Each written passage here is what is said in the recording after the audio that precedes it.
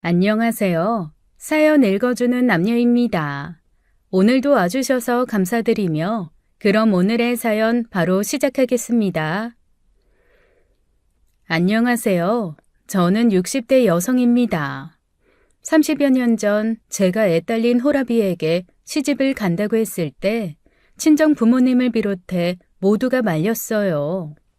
애 봐준 공은 없다며 결혼하자마자 아이 엄마로 살아가야 하는 걸 만류한 것이죠.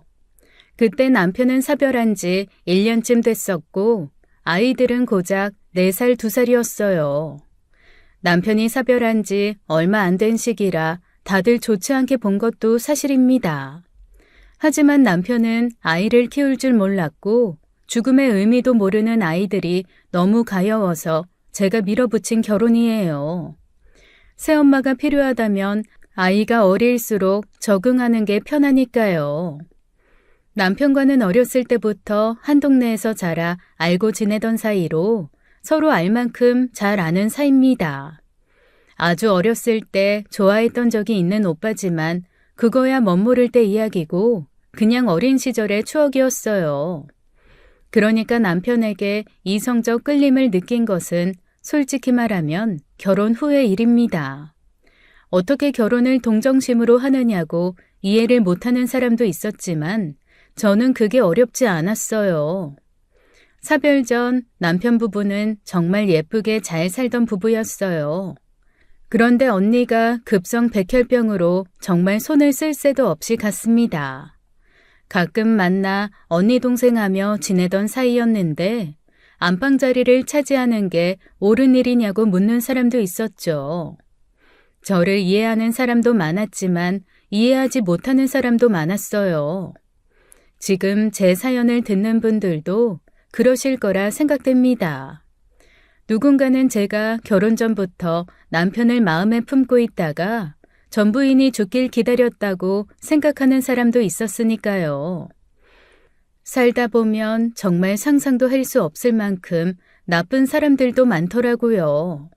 그런 사람들의 말에 귀를 기울이기보다는 저를 필요로 하는 사람들 곁에 머물고 싶은 마음이었어요. 그때 남편은 완전히 폐인이 되어 인생을 거의 놓다시피 했고 그로 인해 첫째가 고열로 정말 큰일 날 뻔했거든요.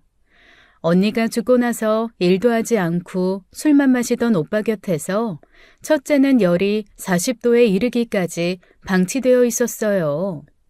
그때 제가 걱정에 앞서 매일같이 찾아가지 않았더라면 아마 그때 줄초상 치렀을지도 모를 일입니다. 더군다나 애들이 눈에 밟혀 먼저 간 언니 생각하면 도저히 애들을 놓고 있을 수도 없었고요. 오며 가며 그냥 애들만 봐주면 되는 거 아니냐, 너무 오지랖 아니냐고 하는 사람도 있었지만요. 남편과 아이들에게 당연한 사람이 되어 곁에 머물고 싶었다고 하면 답이 되려나요? 그렇게 1년을 저는 부부가 아닌 아이들의 엄마로 살았고 남편이 저를 여자로 봐주지 않는다고 해도 괜찮았습니다. 그런 욕심으로 차지한 자리도 아니니까요. 하지만 서서히 남편도 제게 의지하기 시작했고 엉망이 되었던 그들의 삶이 천천히 제자리로 돌아오면서 달라졌어요. 아이들에게 저는 당연히 엄마가 되었고 자라면서 솔직하게 이야기해주기도 했어요. 집에는 아직도 아이들이 언니와 함께 찍은 사진을 넣은 액자도 있고요. 애들이 너무 어릴 때라 사실 말하지 않아도 됐었지만 저는 아이들이 친모를 기억해줬으면 하는 마음이었습니다. 제가 친엄마가 아니라는 것을 안다고 해서 우리 사이가 달라지는 것도 없었으니까요. 둘째가 초등학생이 되었을 때 갑자기 제가 임신을 했고 고민이 많았지만 남편이 낳자고 해서 낳았습니다. 그렇게 우리는 평범한 가족이 되어 30년을 살았어요. 누가 뭐래도 가족이고 누가 뭐래도 저는 아이들의 엄마입니다. 그리고 하늘의 맹세컨대 언니의 자식들과 제 자식을 차별해 키운 적도 없어요. 오히려 너무 오빠만 좋아한다며 두 자식들로부터 항의 아닌 항의도 받았죠. 그렇게 아이들이 장성하고 첫째와 둘째까지 결혼을 시켰어요. 아이들이 결혼하고 나니 이제 제가 할 일이 끝난 기분이더라고요. 막내가 숙제처럼 남아있긴 했지만 여생은 남편과 오순도순 온전히 부부로서만 살아보고 싶다 그런 소망이 있었죠. 그런데 아들의 결혼이 제 지옥의 시작이 될 줄 누가 알았겠습니까? 며느리에게 첩소리를 듣고 살 줄 누가 알았겠냐고요. 제가 친모가 아니라는 사실을 밝힌 것은 첫째 아들이 초등학교 6학년이 되었을 때였어요. 어른들이 아무리 그 사실을 숨기고 때를 보고 있었다고 하더라도 아이들도 눈치가 빠네요. 어렴풋이 알고 있었다고 하더라고요. 우리가 좀 더 주의를 기울이지 못한 탓이겠죠. 그때는 언니와 함께 찍은 가족 사진을 옷장 서랍에 다 숨겨두었을 때인데 큰아들이 우연히 그걸 봤나 보더라고요. 가끔 제가 남편과 이야기하면서 등장하는 언니라는 인물에 대한 궁금증도 가지고 있었고요. 그래서 솔직하게 말해주었어요. 혜찬아, 혜솔아. 엄마는 혜찬이랑 혜솔이를 낳지는 않았어. 혜찬이랑 혜솔이를 낳아주신 엄마가 많이 아파서 먼저 하늘나라에 가게 됐거든. 그래서 엄마가 혜찬이, 혜솔이를 키운 거야.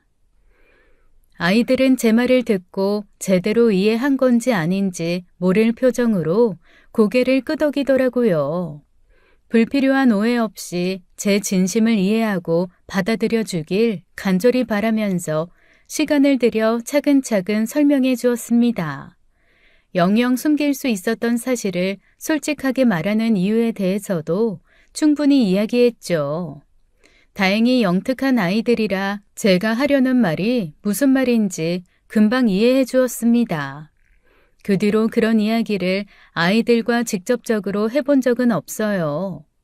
그래도 1년에 한 번 있는 언니 제사에 좀 더 다른 마음가짐으로 참석하곤 했죠. 그렇게 결혼을 앞둔 어느 날 큰아들이 우리 부부를 보고 할 말이 있다고 부르더라고요. 앉혀놓고 그래요. 오후에 친엄마인 엄마의 납골당에 다녀왔다고요. 어떻게 말하기도 전에 그런 생각을 했나 싶어 기특하더라고요. 잘했다. 엄마가 아주 기뻐하셨을 거야. 엄마에 대한 기억이 있는 건 아니지만 아마 엄마는 제가 결혼하는 것에 대한 기쁨보다는 지금 엄마에 대한 감사함이 클 거예요. 응? 저를 이렇게 건강하고 잘 자랄 수 있도록 애써주셨으니까요. 하늘에 계신 엄마도 다 보고 계셨겠지만 저는 누구보다도 잘 알고 있어요. 저 그리고 혜솔이 엄마 친자식처럼 키워주신 거 정말 감사드립니다. 어휴, 얘도 참 새삼스럽게 무슨 그런 말을. 한 번도 제대로 인사드린 적 없잖아요. 결혼할 때가 되니 철이 들었나 봐요. 생각해보니 저라면 엄마 같은 선택 못했을 것 같아요. 이제야 엄마가 한 선택이 아무나 할 수 있는 게 아니라는 거 알았어요. 어휴, 주책이야. 눈물이 다 나네. 고맙다. 혜찬이 네가 그렇게 말해줘서 너무 고마워. 제가 남편의 아이들을 키우면서 가장 많이 들었던 말이 있습니다. 남의 애 봐준 공은 없다는 거예요. 아이들에게 인정받고 싶다거나 그걸로 공치사할 생각도 없었습니다. 원망을 사지 않는 것만으로도 충분했어요. 애들이 절더러 제발 엄마가 되어달라고 빈 것도 아니고 심지어 남편에게도 그런 부탁을 받아본 적도 없고요. 그저 제가 좋아한 일이고 무언가를 바라고 한 일도 아닙니다. 근데요, 막상 큰아들에게 그런 말을 들으니 어쩌면 제가 그 말을 기다렸던 것도 같았습니다.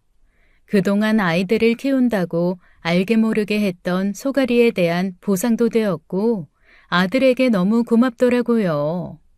아들은 이제야 철이 들었나 보다 했지만 원래도 그랬습니다. 특별히 속 썩이는 일 없이 공부도 잘하고 고등학교 때까지도 축구부 주장을 할 만큼 운동도 잘했고요. 남들에게 자랑이 되는 자식이라면 단연 아들이 제 어깨를 세워주었었죠. 그렇게 잘 자라준 것만으로도 고마운데 이렇게 마음을 표현하니 더 바랄 것이 없었습니다. 앞으로 그저 새롭게 가정을 꾸린 만큼 잘 살길 바랄 뿐이었죠. 그게 너무 큰 바람이었을까요? 아들이 신혼집에 입주하기까지 시간이 떠서 당분간은 합가하게 되었어요. 며느리는 아들의 회사 동료의 소개로 만난 2살 어린애였습니다. 수수하고 참한 타입이더군요. 사돈이 다른 지역에서 금은방을 하시는데 며느리도 사는 지역에다가 작은 금은방을 차렸어요. 며느리 말로는 주얼리 샵이라고 하더라고요. 며느리가 보석 디자인을 해서 요즘 젊은 애들이 좋아하는 주얼리를 팔고 있어요. 규모가 크지는 않은데 온라인 주문을 받기도 하면서 생각보다 꽤 잘 되는 모양이고요. 기반이 잘 잡힌 둘이 만나 앞으로 돈 모으고 잘 살겠다 했지 무슨 문제가 있을 거라곤 생각지 못했습니다. 잠깐이라지만 시댁에 들어와 살다 보면 며느리가 불편해할 것 같아 그것만 걱정이었죠. 어느 날 함께 드라마를 보고 있는데 그러더라고요. 어머, 이래서 괜히 첩소리 듣는 게 아니에요. 그쵸, 어머니? 응? 저기 저 사람이요. 다 속내가 있으면서 무슨 대단한 사회운동가나 되는 것처럼 남의 자식 키운 거요. 결국 재산 한몫 챙기고 싶었으면서 사람이 어쩜 그래요?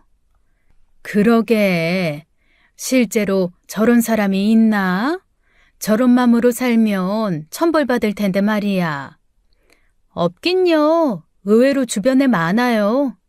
그러니? 그때까지만 해도 그게 저를 염두한 말이라고는 상상도 하지 못했습니다. 며느리 눈에 제가 대단한 사회운동가처럼 남의 자식 키우고 남편의 재산이나 노리는 그런 사람처럼 보일 줄 몰랐죠. 제가 친모가 아니라는 사실은 아들이 말한 것이었어요. 아들은 자기가 친자식도 아닌데 고생해서 이렇게 키워주셨다 그랬겠죠.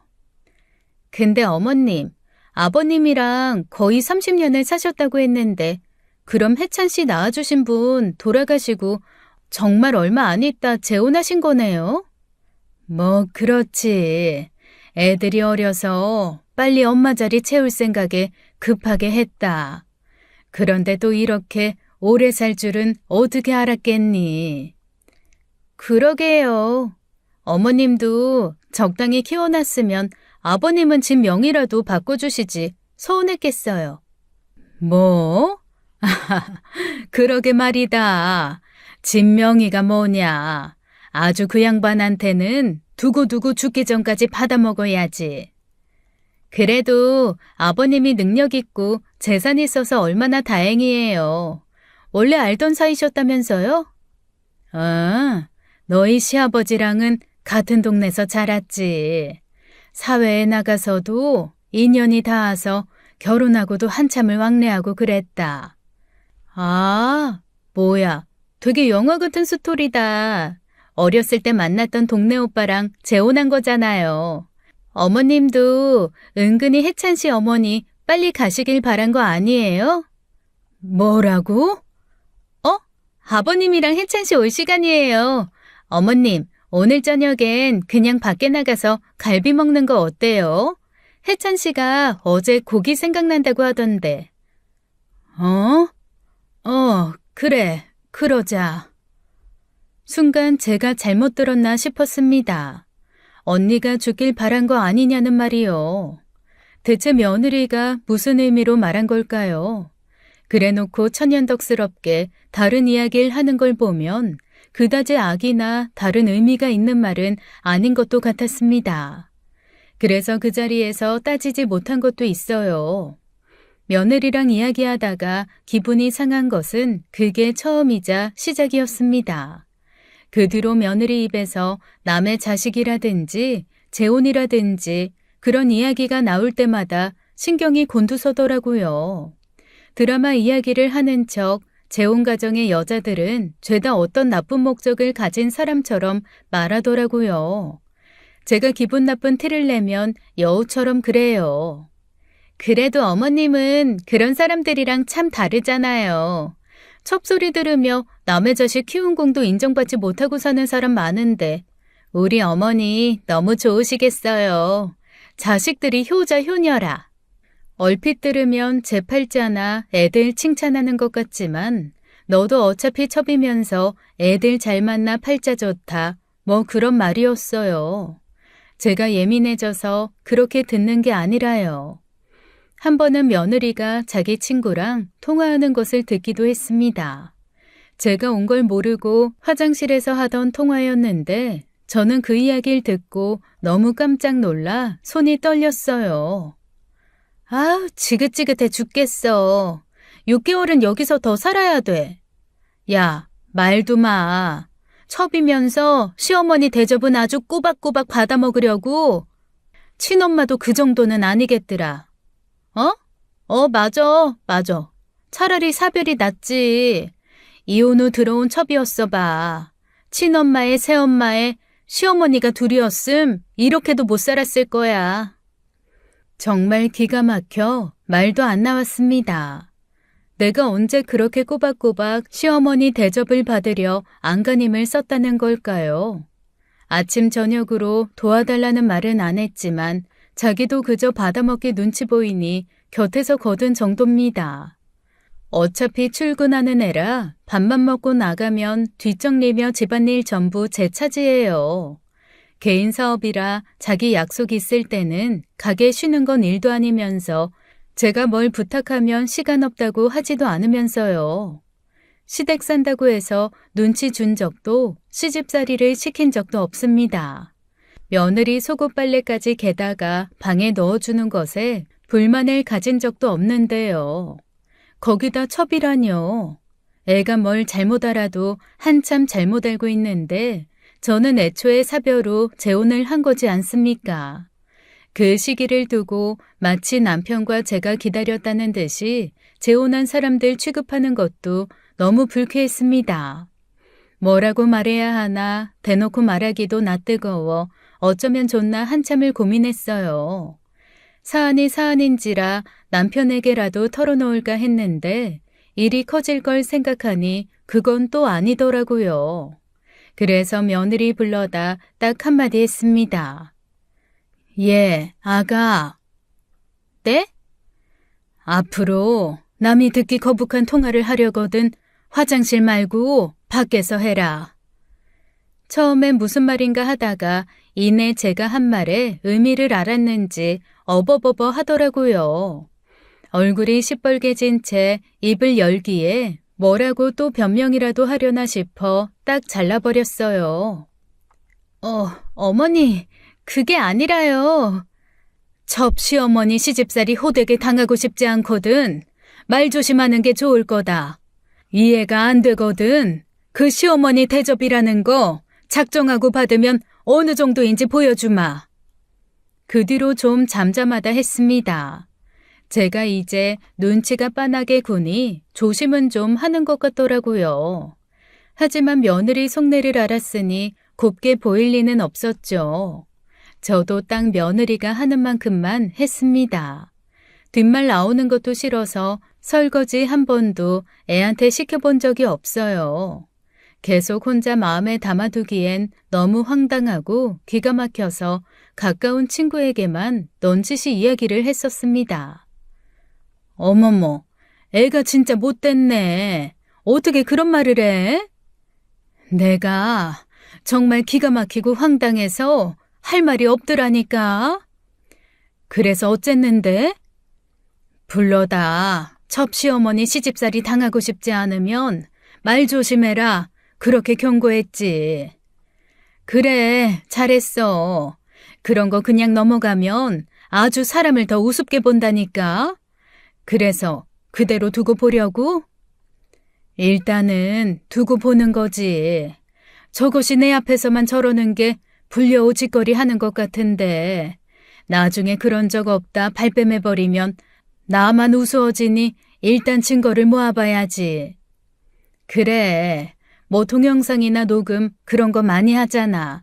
봐봐, 내가 알려줄게. 이거 누르면 바로 핸드폰으로도 바로 녹음돼. 녹음까지 하면서 가족끼리 얼굴 붉힐 일을 만들고 싶진 않았지만 걱정이 되더라고요. 진짜 도무지 참을 수 없는 지경에 이르렀을 때 증거도 없이 말했다가 제 꼴만 우스워질 테니까요. 가족들을 못 믿는 건 아니지만 며느리가 하는 거 보면 설마가 사람 잡을 수도 있겠다 싶었습니다. 남편은 며느리 잘 들였다, 애교 있고 싹싹한 게 딸들보다 낫다고 참 좋아했어요. 아들도 자기만큼 잘 벌어오는 능력 있는 아내에 사돈댁도 아들을 참 좋아해서 결혼 잘했다 하고요. 같은 여자라 그런지 그래도 딸이라고 제 마음을 알아주는지 딸들만 한 번씩 올케 언니가 좀 부담스럽다 하더라고요. 새언니 좀 오버액션이 과해. 그치? 언니도 그렇게 생각해?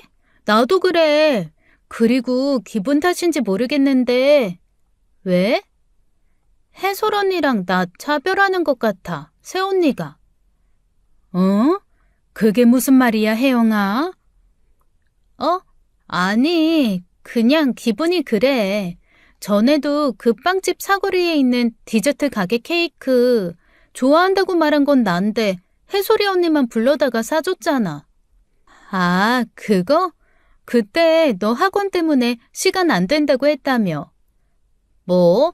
아니야, 난 연락도 못 받았어. 언니가 새언니랑 거기서 케이크 먹고 왔대서 알았는데.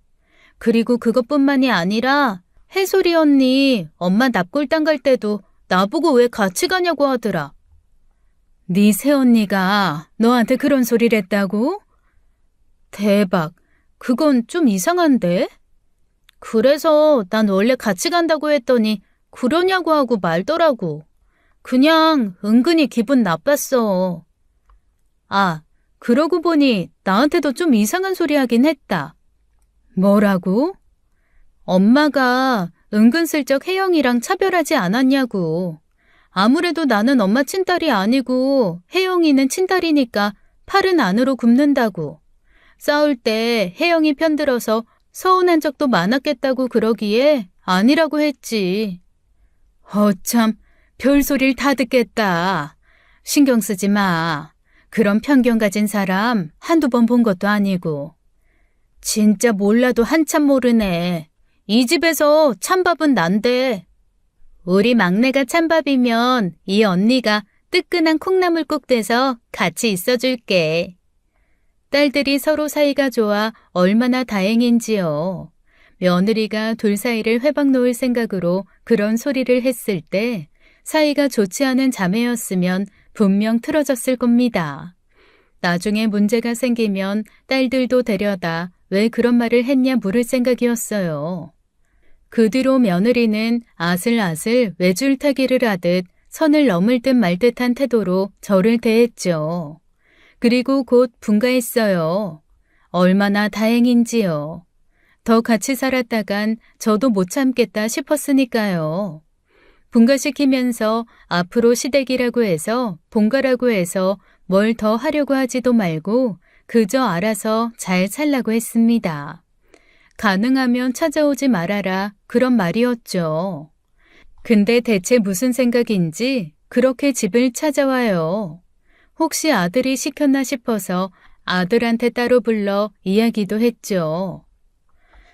혜찬아, 결혼하고 집에 그렇게 자주 오는 거 아니다. 며느리가 시어머니 얼굴 자주 봐서 좋을 일이 뭐가 있어. 아니, 나는 뭐 그런 소리 안 하는데. 가고 싶으면 나 혼자 오죠. 뭐 가끔은 같이 올 수도 있다지만 재원이한테 같이 가자고 한 적은 별로 없어요. 그러니까 며느리는 아들이 시킨 것도 눈치를 준 것도 아닌데 반기는 사람 없는 시댁에 그렇게 오는 겁니다. 뭐 자기 시아버지가 항상 예뻐하니 그래서 온 걸 수도 있지만요. 그러면 시아버지나 있을 때 오지 항상 저 혼자 있을 때 연락도 없이 찾아오곤 했어요. 어느 날은요. 제가 더위를 먹었는지 어쨌는지 빈혈기가 있어 누워 있었어요. 그렇게 심하지도 않고 어차피 할 일도 없으니 저녁 먹기 전까지 좀 쉬어야겠다 한 거죠. 그때 또 찾아와선 사람 염장 지르는 것도 아니고 아들 친엄마에 대해 꼬치꼬치 묻는 거예요. 머리 아프니 다음에 와라 하고 내보냈죠. 그렇게 까무룩 잠이 들었는데 저녁때가 넘었는데도 남편이 감감무소식인 거예요. 딸들은 친구 만나 저녁 먹고 온다고 메시지라도 남겨놨는데 남편은 연락도 없고요. 대체 무슨 일인가 싶어 남편에게 전화하니 밥 먹고 이제 들어가는 길이라고요. 몇 분 뒤에 애들이랑 남편이 고기 냄새 폴폴 풍기고 들어왔어요. 밥은 먹었어. 그러게 같이 가서 먹지. 애도 아니고 먹을 거 가지고 투정을 부려. 무슨 말이야? 내가 오랜만에 고기 좀 먹고 싶다고 해서 애들 불러다 고기 먹을까 했더니 해솔이 혜영이는 친구 만난 데서 애찬이네 전화했더니 마침 우리 집에 있다길래 당신 데려오라고 했지. 근데 당신이 그랬다며. 맨날 먹는 고기 뭐가 좋다고 밖에서까지 먹냐고. 가기 싫다고 머리 아프니 집에 있겠다고. 내가? 한숨 푹 잔 얼굴이네. 자고 일어나니 좀 고기가 아쉬워. 남편은 속도 모르고 껄껄 웃는데 기가 막혀서 말도 안 나왔습니다. 고기요? 한우요? 며느리는 대뜸 목적도 없이 찾아와서 귀찮은 질문만 하다가 나갔어요. 근데 남편한테는 마치 제가 나오기 싫다고 한 것처럼 말한 거예요. 내가 가기 싫다고 그랬다고?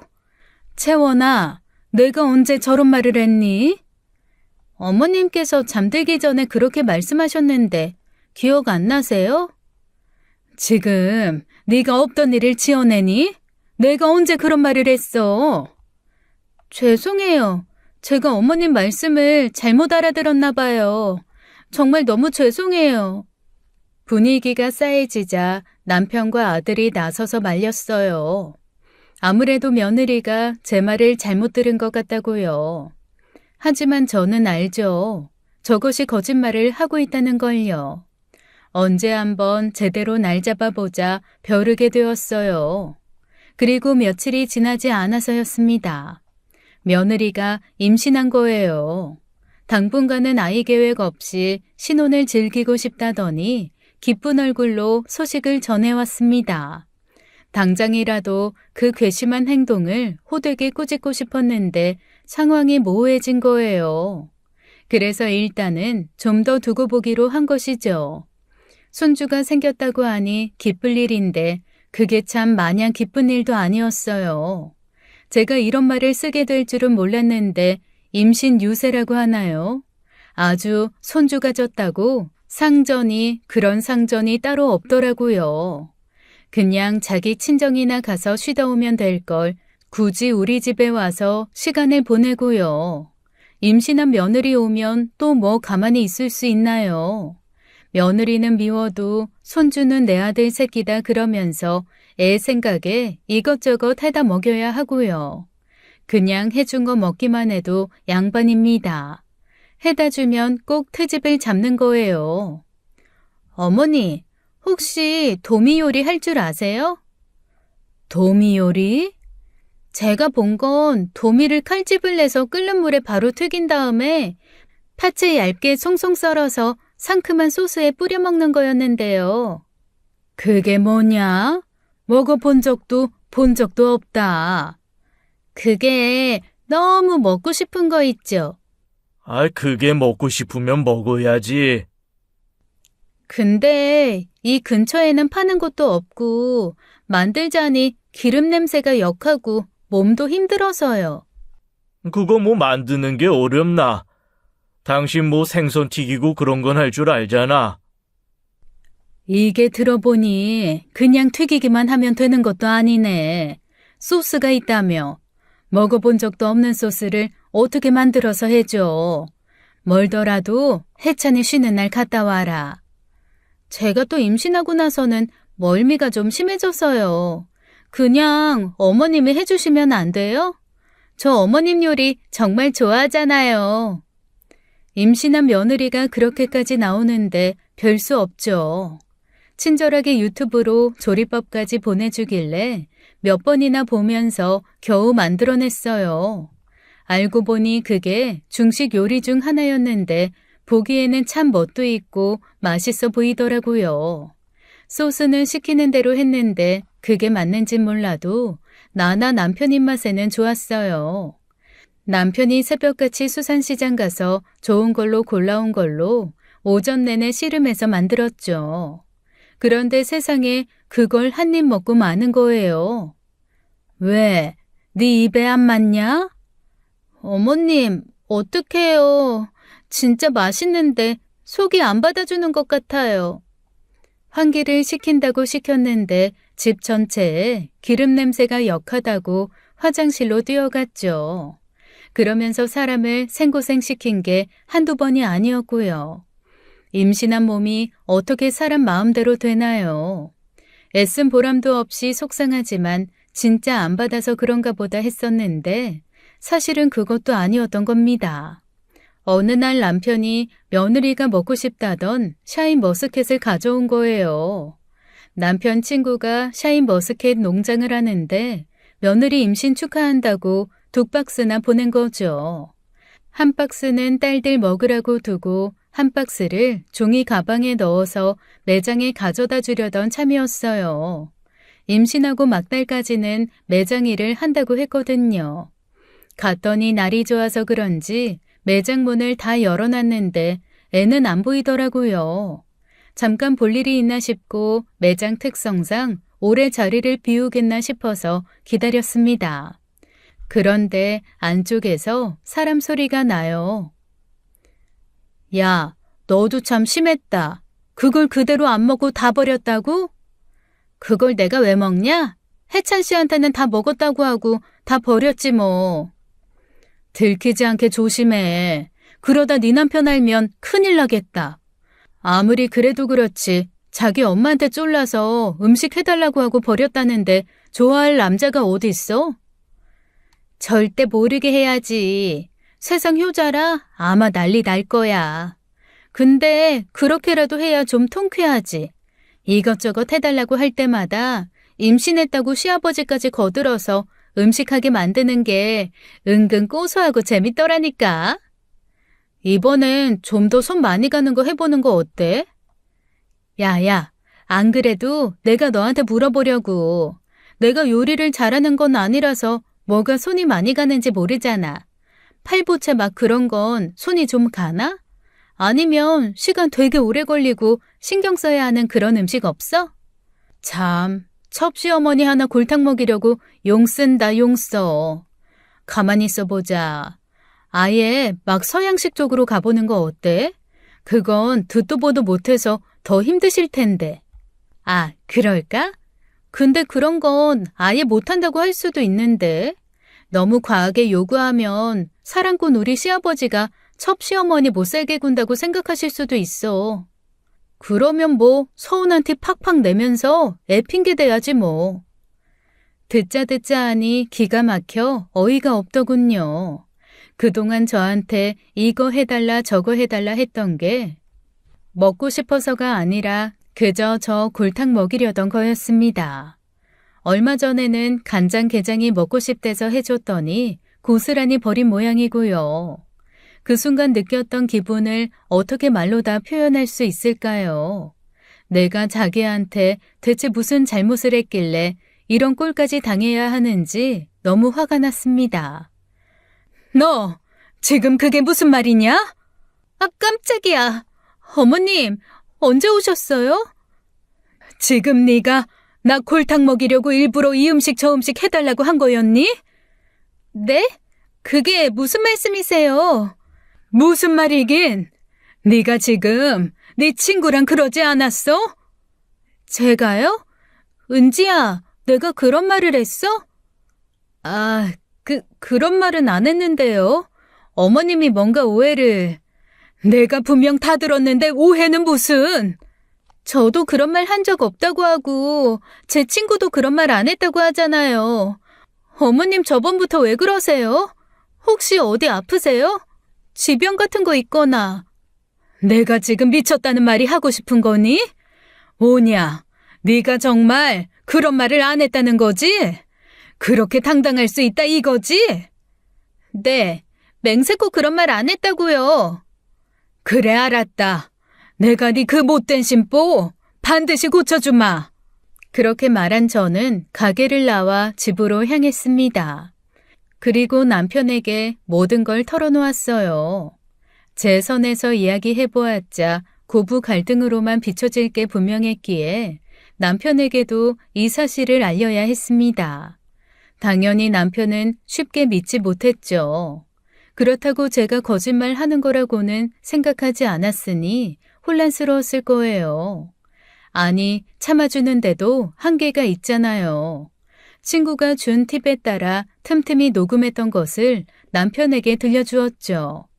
평소 같았으면 그냥 하는 소리다 했을 텐데 모아놓고 보니 녹음본에 죄다 첩첩거리니 듣기에도 이상하긴 했어요. 며느리가 가게에서 친구와 한 대화 소리도 다 녹음이 되어 있었고요. 남편은 듣고도 못 믿더라고요. 매번 듣던 목소리인데 정말 그게 며느리 목소리가 맞냐고 묻더라고요. 남편이 묻더라고요. 어떻게 하고 싶냐고요. 남편은 이혼시킬 생각이라고 하면서요. 하지만 저는 그렇게까지 하고 싶지는 않았습니다. 애까지 가진 터라 한 번은 기회를 주고 싶었어요. 그 아이를 불러다 제대로 사과받고 싶다고 했습니다. 그래서 며느리만 불러 혼주를 내주었죠. 너를 무슨 일로 불렀는지 짐작은 가냐? 아니요. 아버님, 갑자기 무슨 일이신데 그렇게 심각한 표정으로 말씀하세요? 저 무서워요. 내가 무서운 애가 그런 짓을 했어. 그게 무슨 말씀이세요? 혹시 어머님이 뭐라고 하셨어요? 어머니, 아버님한테 저에 대해 뭐라고 하신 거예요? 그런 거면 어머님이 오해하신 건데. 뭐 오해? 이 시어머니한테 따박따박 말대답하고 남 없는 데서 첩소리한 게 오해? 네? 아버님, 저 정말 그런 적 없어요. 첩이라뇨. 제가 어머님한테요? 어머님, 정말 제가 그랬어요? 며느리는 눈 하나 깜빡하지 않고 그렇게 뻔뻔한 얼굴로 부정하더라고요. 자긴 한 번도 제게 첩소리를 한 적이 없고 단지 드라마나 영화 이야기를 하다 나왔을 뿐이라고요. 사태가 이 지경까지 된 것 같으면 눈치껏 잘못했다 빌어도 모자랄 판에 정말 기가 막혔습니다. 그런 모습을 보고 있자니 차라리 이혼을 시키는 쪽이 낫지 않을까 그런 생각까지 들었어요. 남편은 충분히 기회를 줬다 싶었는지 제 핸드폰을 가져다 녹음된 소리를 틀었습니다. 며느리 얼굴이 사색이 되는 게 꼴이 우습더라고요. 제가 녹음하지 않았으면 아마 지금 제가 그런 꼴이 되었겠죠. 듣기에도 민망한 자기 목소리가 흘러나오자 언제 그랬냐는 듯이 꿀먹은 벙어리가 되더군요. 이래도 할 말이 없냐? 아버님, 그게... 이게 지금 말이나 되는 소리야? 감히 네 시어머니를 우습게 봐도 정도가 있지. 어디 베어먹지 못할 짓거리야? 아버님, 그게 아니라요. 죄송합니다. 잘못했어요. 정말 잘못했습니다. 누구한테 사과를 하는 거냐? 실컷 뒤에서 흉본 사람한테 잘못했다 해야지. 네가 뭔데 감히 내 마누라한테 첩이니 뭐니 그딴 소리를 짓거려? 어머님, 잘못했습니다. 정말 진심으로 했던 말은 아니었어요. 정말이에요. 정말 잘못했습니다. 한 번만 용서해 주세요. 참 기가 막혀서. 나는 솔직히 너 꼴도 보기 싫다. 앞으로도 널 보고 살 수 있을 것 같지가 않아. 그게 아니라요. 어머니, 정말 저는 진심으로 그런 게 아니고요. 며느리는 정말 펑펑 울면서 바닥에 납작 엎드려 사과를 했습니다. 마음이 진심인지 아닌지야 알 도리는 없었지만 누가 보면 정말 이만하면 됐다 싶을 만큼이요. 그래도 사람 마음이 그렇게 쉽게 풀어지나요? 저도 그냥 됐다고 나가라고 하고 싶은데 그 말도 안 나올 만큼 머리가 지끈거리더라고요. 그런데 며느리가 하는 말에 말문이 막혀버렸습니다. 저희 엄마가 첩이었어요. 뭐? 그래서 어머니한테 화풀이한 거예요. 정말 죄송해요. 자초지종을 들어보니 기가 막혀 말도 안 나오더라고요. 알고 보니 안사돈은 며느리가 초등학교 때 지금의 바깥사돈과 바람이 나서 결혼한 거였어요. 위로 언니 하나가 있는데 친모를 쫓아내고 들어온 안사돈에 대한 반감이 커서 자라면서 엄청 무시를 받았다고 해요. 첩주제에 첩의 자식 그런 소리를 듣고 자라다 보니 가족에게 분노도 심했고요. 그래도 바깥사돈은 차별하지 않고 키우려고 애를 쓴 모양이지만 주변에서 알게 모르게 많은 소리를 했겠죠. 자기 부모와 우리 부부는 전혀 다른 상황인 것을 알면서도 저를 안사돈과 같은 취급을 한 겁니다. 다른 집 안방을 꿰찬 제 팔자가 제 엄마와 다르니 그냥 배알이 꼴렸던 거죠. 제가 그렇게 자라서 배운 바가 없어서 그랬어요. 우리 엄마는 허구한 날 첩소리, 상간녀 소리 들으면서 살았는데 어머님은 행복해 보이셔서 왜 같은 재혼 가정인데 우리 엄마랑 어머님은 다르게 사는지 그게 부러워서 그런 거예요. 아무리 그래도 그렇지. 그게 변명거리가 될 수 있다고 생각하니? 근데 정말 말도 못하게 엉엉 울면서 그렇게 사과하더라고요. 그래도 제 잘못은 아는가 싶고 정말 며느리 말대로 상황이 아이를 그렇게 만든 것 같아 마음만 무거웠습니다. 한 번만 용서해주면 앞으로는 정말 깍듯이 모시겠다.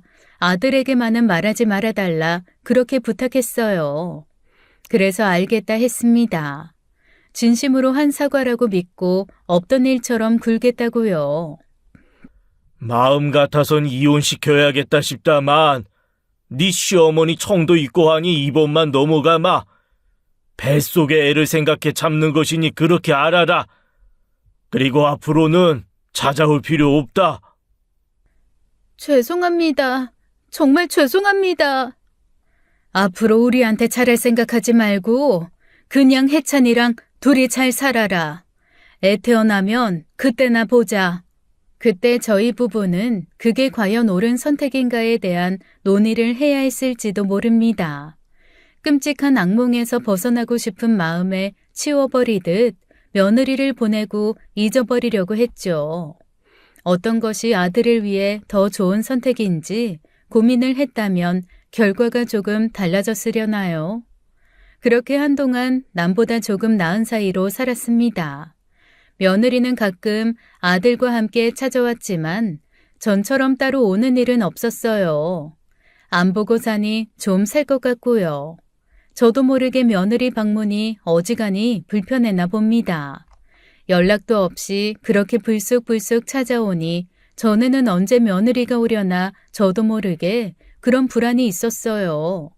그런데 어느새 며느리가 없는 시간을 보내면서 생활 속에 스며있던 저의 불안이 사라지고 하루가 그저 편했죠. 가끔 남편이 아들에게 말을 했었어야 하는 거 아닌가 그런 고민이 든다고 할 때는 있었어요. 저도 마음이 편치는 않았지만 당사자인 제가 사과를 받았고 며느리도 약속을 했으니 이만 묻자고 했죠. 아들이 뭔가 이상하다고 생각했는지 전화해서 물은 적이 있어요. 안사람이 한동안 자주 찾아가나 했더니 요즘엔 안 가냐고요. 그래서 저는 대수롭지 않게 너무 자주 와도 귀찮으니 오지 말라고 했다고 하고 말았어요. 점점 몸도 무거워지는데 그렇게 자주 돌아다니는 거 안 좋다고 하면서요. 그 말에 아들이 장난스레 그러더군요. 재원이가 엄마 아빠 보고 싶어 간 건데 너무하셨네. 하긴 좀 자주 가는 것 같긴 하더라. 그래도 가끔 보고 싶다고 찾아가면 내쫓지 말아요. 보고 싶다고 찾아오는 며느리면 두 팔 벌려 환영하지 왜 내쫓겠습니까? 며느리가 개과천선을 해서 저를 찾아온데도 그게 진짜 보고 싶어 오는 건지 아닌지는 여러 날 두고 봐야죠. 그렇게 문제가 해결되었다고 생각했는데 예기치 못한 곳에서 다시 터지고 말았습니다. 아들이 알게 된 거예요. 갑자기 집에 찾아와서는 다짜고짜 그러더라고요. 엄마, 그게 사실이에요? 채원이가 엄마한테 첩이냐고 했다는 거 진짜예요? 어? 아이, 그게 무슨 말이냐? 똑바로 말해주세요. 해솔이가 그러는데 2달 전에 그 일로 그 사람 불러다 혼냈다면서요. 어? 아니, 했잖아. 그건 이미 지난 일. 아이, 엄마! 왜 그래? 우리끼리 다 해결한 문제다. 너가 다시 그렇게 들쑤셔서 문제 만들 일이 아니야. 이게 저랑 상관없는 일이라고요? 이미 엄마랑 아빠가 그 사람한테 사과받았으니 끝난 일이라는 거예요? 이게 어떻게 저랑 상관없는 일이에요? 제 아내가 한 말인데 다른 사람도 아니고 엄마한테 그런 거잖아요. 어떻게 엄마가 그런 소리를 들어요? 나 때문에. 애가 충분히 잘못했다고 했다. 애도 그만한 사정이 있어서 그런 거라는데. 대체 무슨 사정이요? 무슨 사정이 있으면 엄마한테 첩이라는 소리가 나와요. 아, 이게 진짜 말이 돼요? 나도 안다. 채원이가 잘못했지. 그래서 따끔하게 혼냈어. 다시는 그런 일 없을 거라고 했다. 엄마가 우리를 어떻게 키웠는데요? 그리고 엄마가 어떻게 첩이에요? 그 사람 제대로 알고 한 소리 맞아요? 아니, 설사 몰라서 했다 하더라도요. 그게 내 엄마한테 할 수 있는 말이라고 생각해요? 아유, 해솔이 이건 대체 무슨 말을 해서? 해솔아, 이해솔, 너 좀 나와봐. 어? 오빠 왔네? 너 오빠한테 무슨 소리를 했길래 그래? 새언니 일 말하지 말라고 했잖아. 나도 말 안 하려고 했지. 근데 새언니 사과 받았다고 집에 들락거리는 거 꼴보기 싫어서. 뭐? 아니 그렇잖아. 은근슬쩍 새엄마랑 혜영이랑 차별한 거 아니냐느니. 나한테도 혹시 가스라이팅 당하진 않았냐고 했었는데 자기가 우리한테 한 말도 있었으면서 우리한테는 사과도 안 하고. 으이구 으이구 그렇다고 그걸 말해? 아, 왜 때려? 그게 아니라 실은 어쩌다 보니까 그렇게 된 거란 말이야. 야, 이해솔, 다시 말해봐. 뭐라고 했다고? 혜영이는 친딸이니까 은근슬쩍 차별에 키우지 않았냐고. 실은 차별 받았는데 가스라이팅 당해서 차별받은 줄도 모르는 거 아니냐고. 아이, 진짜. 했잖아. 너 속상한 마음 다 안다. 그래서 말하기 힘들었어. 그렇게 일 키울 문제도 아니고 이 일로 너네 잘못되는 거 나는 싫다. 응? 뱃속에 애도 생각해야지. 아니요. 엄마, 이건 진짜 아닌 것 같아요. 큰아들은 그 길로 나갔습니다. 문제가 터져도 아주 크게 터졌다 싶어 절로 발을 동동 구르게 되더라고요. 며느리가 아이를 가진 후 알게 모르게 울적해하는 것 같아 큰아들이 둘째에게 전화했답니다. 용돈 줄 테니 새언니랑 영화도 보고 쇼핑도 하러 가라면서요. 둘째도 셋째도 새언니 생겼다고 생각하며 친해지면 좋겠는데 왜 그렇게 거리를 두냐고 좀 나무라듯이 했나 보더라고요. 그 말을 듣고 둘째가 빈정이 상해서 그만 말실수를 해버린 거예요. 나는 그렇다 치고 혜영이는 첩딸이라서 별로 좋아하지도 않을 건데 뭐. 결국 불같이 화를 내는 오빠한테 모든 사실을 실토하고 말았고요. 며느리를 불러 혼낸 날 딸들은 집에 있었으니 그 전말을 모두 알고 있었습니다. 큰아들에게는 비밀로 하기로 한 만큼 입단속 단단히 시켰어요. 제 핸드폰에 녹음된 파일도 지워버려야겠다 싶었는데 둘째 딸이 자기가 해준다고 가져가더니 그걸 다 옮긴 모양입니다. 제대로 들은 거 맞냐, 착각한 거 아니냐고 다그치는 아들에게 그 음성 파일까지 전부 넘긴 거예요. 끝났구나 싶었습니다. 살면서 큰아들이 그렇게까지 흥분하고 화를 내는 걸 보지 못했어요. 화가 나면 온 집안을 들쑤시고 난리를 치며 어쩔 줄을 몰라 하는 건 둘째거든요. 첫째랑 둘이 싸워 첫째가 화가 나더라도 한마디도 하지 않고 둘째를 노려보기만 했어요.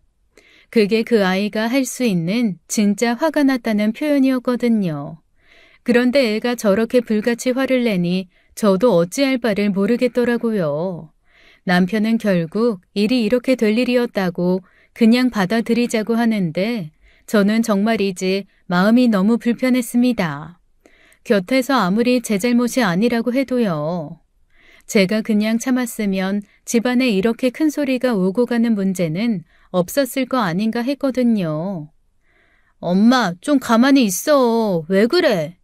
내가 어떻게 가만히 있니? 나 때문에 너네 오빠 부부가 싸울 건데. 그게 어떻게 엄마 탓이야. 그건 새언니 탓이지. 절대 엄마 탓 아니야. 그래도... 진짜 답답해. 엄마, 지금 벌 받아야 할 사람은 새언니야. 왜 엄마가 그렇게 초조해 하는데 두 사람이 싸우고 행여 이혼을 하더라도 그건 엄마 탓이 아니야. 오히려 오빠도 와서 무릎 꿇고 빌어야 돼. 어디 그런 여자를 며느리로 데려와서는. 마음이 불안해 죽겠는데 큰아들과는 도통 연락이 안 되더라고요. 며느리한테 연락하는 건 좀 아닌 것 같아 고민하다 큰아들에게 문자 메시지만 남겼습니다. 이미 엄마는 용서한 일이다. 그걸 문제 삼으면 며느리한테 엄마 면이 안 살아. 그리고 한동안 답장이 없더니 자정이 넘은 시간에서야 답장이 오더라고요. 엄마 체면 걱정 안 해도 돼요. 그 사람 이제 엄마 며느리 아니니까 이혼하기로 했어요. 결국 그렇게 될 일이었다는 남편의 말이 틀리지가 않았습니다. 남편은 해찬이라면 충분히 이혼할 거라고 우리 가족과 연이 없는 아이니 신경 쓰지 말라고 하더라고요. 하지만 졸지에 아들 부부 이혼시키게 된 것 같아 속이 상했습니다.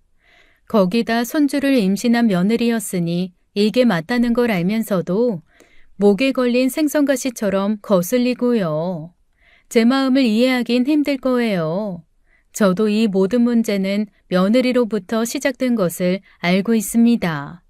하지만 저는 친모가 아니잖아요. 늘 100점짜리 엄마가 되어야 한다는 생각이 강했던 저로서는 용납하기 힘든 문제였습니다. 어쨌거나 저와 관련된 문제로 이혼까지 이르게 된 거니까요. 며느리의 행동은 절대 해선 안 되는 나쁜 행동이었지만 혼은 좀 나되 이혼까지는 가지 않았으면 했어요. 그게 또 제 마음의 짐이 돼버리는 거니까요. 밤새 한숨도 못 자고 혼자 집에 남아있는데 휴대전화가 울렸습니다. 며느리였어요.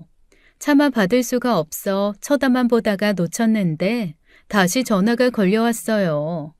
고민하다 전화를 받았더니 다 죽어가는 목소리더라고요. 어머니, 그래. 저 어머니한테 할 말이 있는데 좀 나와주실래요? 할 말? 그래, 알았다. 어디로 가면 되냐? 저 지금 집 앞이에요. 아래에 있으니까 나오시면 돼요. 베란다를 내다보니 며느리 차가 있었어요. 그래서 옷을 챙겨 입고 나갔습니다. 집으로 올라오면 될 것을 이제 남의 가족이다 싶어 집에 오는 것도 꺼려지나 했습니다. 며느리는 씻지도 않고 화장도 안 했는지 꼴이 말이 아니더라고요. 며느리는 저를 조수석에 태우고는 차를 움직였습니다. 어디 가려고? 어머니랑 할 이야기가 있다고 했잖아요. 그냥 여기서 해도 될 것을. 근데 어머니, 왜 약속 안 지키셨어요? 약속? 그거 나는 지켰다. 나는 해찬이한테 한마디도 안 했어. 근데 혜찬 씨가 어떻게 다 알아요? 어머니가 말도 안 했는데 제가 무슨 말을 했는지 그걸 혜찬 씨가 어떻게 다 알아요? 그건 아무튼 내가 말한 게 아니야. 어쩌다 보니 실수로. 실수요? 그 실수 때문에 저희 이혼해요. 아휴, 그러니까 그럴까봐 나는 말 못했어. 하고 싶어도 그래도 너희 이혼 안 시키려고 그냥 넘어간 거 너도 알지 않니? 어머니, 좀 뻔뻔하시네요. 일부러 말한 거면서. 뭐? 내심 저 미우셨잖아요. 아들이랑 사는 것도 꼴도 보기 싫었겠죠. 어떻게 그냥 넘어가요? 제가 생각해도 이상하다 했어요. 언젠가 말하실 텐데 언제 말하시려나. 하루하루가 지옥이더라고요. 그럴 거면 빨리 말하지. 왜 한 달이나 끌었어요? 얘 채원아, 나는 말 안 했다니까. 이해해요. 원래 첩들이 그렇대요. 우리 엄마도 그런 소리 많이 들었어요. 뒤에서 음흉한 속내를 가지고 앞에선 안 그런 척 굴면서 뒤에서 다 호박씨나 까고 있다고. 어머님도 그런 거겠죠. 어머 얘, 너 말 다 했니? 너 그때 나한테 한 사과 진심 아니었어? 어머니, 저요? 이혼 못해요. 내가 어떻게 매달려서 한 결혼인데 이혼을 해요? 내가 혜찬 씨랑 헤어져서 어떻게 살아요?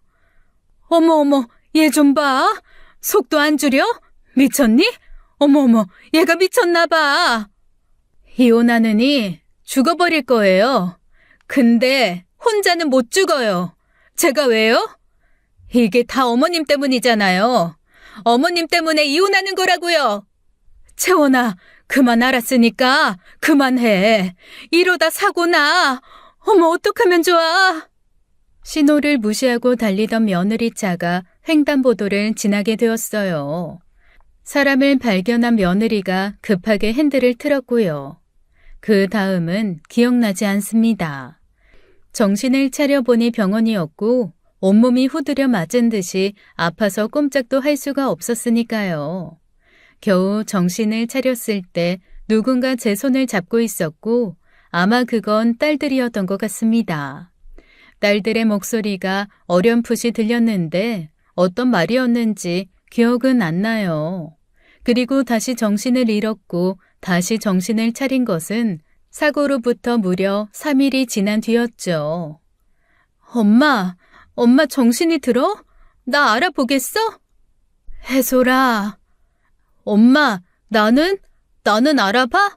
내가 누군지 알아? 응, 혜영이. 됐어. 엄마 이제 살았어. 이제 정신이 좀 들어. 괜찮아. 응, 괜찮아. 어떻게 된 거야? 채원이 차 타고 가다가 사고가 났어. 아이, 그건 기억해. 아, 여보, 당신 정말 괜찮은 거 맞아? 정신을 잃은 사이 까맣게 잊고 있었던 일들이 다시 떠올랐습니다. 3일이 지났다고 하는데 운전석에 앉은 며느리가 미친 듯이 소리를 지르며 차를 몰던 그 순간이 떠올랐죠. 저도 모르게 눈을 질끈 감았습니다. 그 아이는 저와 함께 죽을 작정이었던 거예요. 며느리가 몰았던 차는 가드레일을 뚫고 임대를 내어 놓은 상가 건물로 돌진했다고 합니다. 천만다행으로 빈 건물이었고 지나가는 사람이 없어 다친 건 저와 며느리뿐이었죠. 에어백이 다 터졌는데 저는 옆 창문에 머리를 박았는지 피를 많이 흘렸다고 해요. 다행인 건 뇌에 큰 문제가 없었고 쇄골이 골절된 것에 그쳤습니다. 문제는 며느리였어요. 당연히 뱃속에서 아이는 사산되었습니다. 게다가 충격 때문인지 척추를 크게 다쳤는데 수술 후에도 허리 밑으로는 움직이지 못하게 된 겁니다. 며느리는 수술이 가능한 더 큰 병원으로 옮겨져서 만나진 못했어요. 아들 말로는 앞으로도 2다리로 걷는 일이 쉽진 않을 거라고 하더라고요. 그리고 제 앞에서 수척해진 얼굴을 들지도 못하고 그저 죄송하다고만 했습니다. 아들이 죄송할 일은 아니었지만 아들 마음을 모르는 바가 아니라 그저 어깨만 두드려주고 말았어요. 저는 그야말로 죽다 살아났습니다. 에어백이 터지지 않았으면 아마 죽었을 거라고 해요.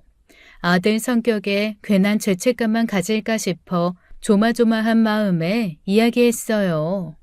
채원이 일, 너 때문 아니야. 내가 이렇게 누워있는 것도 너 때문 아니야.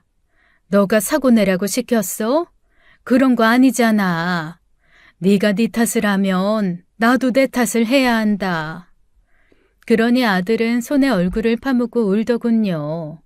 그 모습을 보는데 가슴이 참 미어지게 아파요. 둘도 없이 사랑했던 자기 아내가 자기 부모한테 말도 못할 짓을 했다는데 속이 오죽하겠습니까?